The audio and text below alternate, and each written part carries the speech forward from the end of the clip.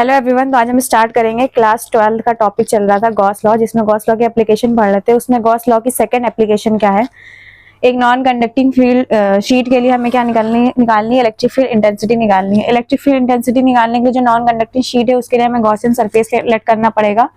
Gaussian surface हम क्या cylindrical shape में लेट करें। तो सिलेंडर में क्या क्या चीजें होती हैं, एक सिलेंडर में एक कर्व सरफेस एरिया होता है और एक सर्कुलर एरिया होता है। ये वाला जो एरिया होता है ये कर्व सरफेस एरिया है और ये सर्कुलर एरियाज है। तो अब जब यहाँ से हम लोग इलेक्ट्रिक फ्लक्स निकालेंगे, कितना इलेक्ट्रिक फ्लक्स निकल रहा है, तो यहाँ पे दो सर्कुलर एरिया है। तो इसके लिए हमें क्या करना पड़ेगा, जो ये वाले सर्कुलर एरिया की वैल्यू होगी वही सेम तो इसके लिए वैल्यू होगी। इससे हमें क्या करना पड़ेगा, इसको ऐड करके या तो हम इसको दो बार ऐड कर ले या दो से मल्टीप्लाई करा ले। और जो कर्व सरफेस एरिया होगा उसके लिए इलेक्ट्रिक फील्ड तो एक ही निकलेगी क्योंकि कर्व सरफेस एरिया एक ही है। जितनी भी इलेक्ट्रिक फ्लक्स निकलेगा वो सारा इसी में से निकलेगा। तो यहाँ पे जब इलेक्ट्रिक फ्लक्स की वैल्यू निकालेंगे तो इलेक्ट्रिक फील्ड की डायरेक्शन तो सेम है, लेफ्ट टू राइट साइड है।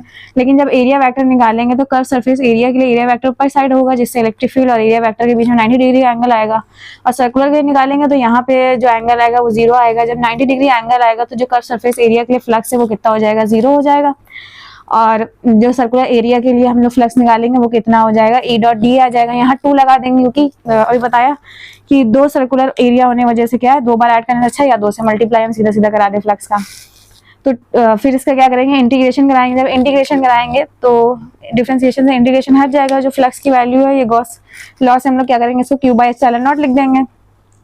क्यू बाई एप्सिलॉन नॉट लिखने के बाद यहाँ जब बी ए है वो किसमें चेंज हो जाएगा, ए में। फिर 2 और ए मल्टीप्लाई में यहाँ पे आएगा तो डिवाइड में हो जाएगा। एप्सिलॉन नॉट के साथ यहाँ पे डिवाइड में इसको ले आएंगे यहाँ पे।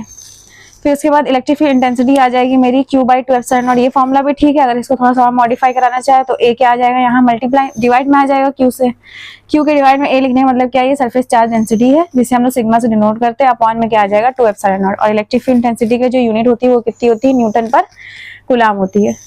होप आपको ये डेरिवेशन समझ में आ गई होगी। If you like then please subscribe. अगर आपको डाउट है तो कमेंट सेक्शन में पूछ सकते हैं। Thank you for watching.